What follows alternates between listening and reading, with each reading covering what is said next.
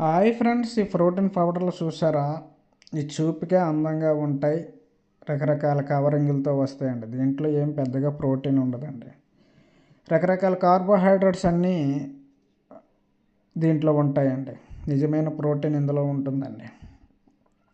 ఈ ప్రోటీన్ ఒంటికి చాలా మంచిది. కంటికి మంచిది, గుండెకి మంచిది, అలా ఎదుగుదలకు మంచిది.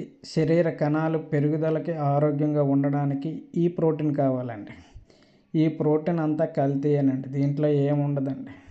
ఈ ప్రోటీన్ అని చెప్పుకోవడానికే కానీ చాలా ఖరీదిచ్చి కొనుక్కోవాలి, కానీ దీంట్లో ఏముండదు. దీంట్లో కెమికల్స్తో కూడిన పాల ఉత్పత్తులు ఉంటాయి, పిండి పదార్థాలు ఉంటాయి.